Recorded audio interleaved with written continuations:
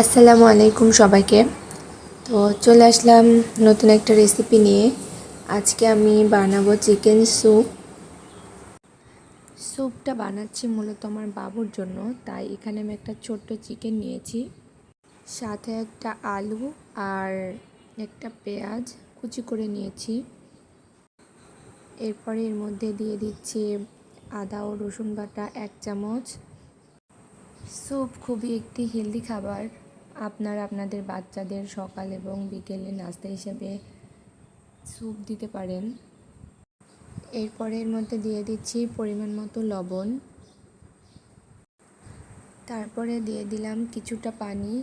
এটা এখন আমি 3 থেকে 4 মিনিট রান্না করব।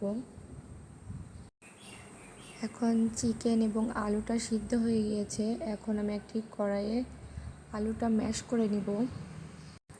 তারপর চিকেনটাকে এভাবে ছোট ছোট করে টুকরা করে নিব। এখন এই চিকেনগুলো ম্যাশ করা আলুর মধ্যে দিয়ে দিব।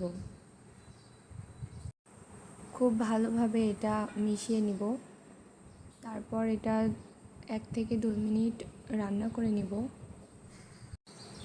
এখন আমি এর মধ্যে চালের গুঁড়া অ্যাড করব।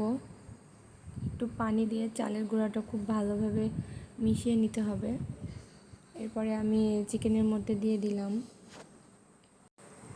এখন আমি স্যুপটি আরও 2 থেকে 3 মিনিট রান্না করে নিব। এখানে আমি যেই চালের গুঁড়াটা অ্যাড করেছি, আপনারা চাইলে এখানে কর্নফ্লাওয়ারও অ্যাড করতে পারেন। এরপর আমি এখানে একটা ডিম খুব ভালোভাবে ফেটিয়ে নিয়েছি।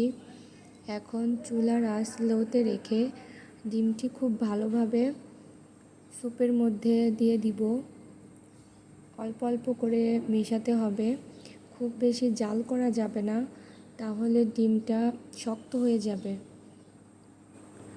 ডিমটি মেশানো হয়ে গেলে আমি চুলা থেকে স্যুপটা নামিয়ে নিব। তো এই যে তৈরি হয়ে গেল হাই প্রোটিন সমৃদ্ধ চিকেন স্যুপ। আজকে আমি আমার বাচ্চার বিকেলের নাস্তা হিসেবে এই স্যুপটি রেখেছি। তো আশা করি ভিডিওটি আপনাদের অবশ্যই ভালো লেগেছে। যদি ভালো লাগে তাহলে অবশ্যই লাইক, কমেন্ট অ্যান্ড শেয়ার করবেন। আল্লাহ হাফেজ।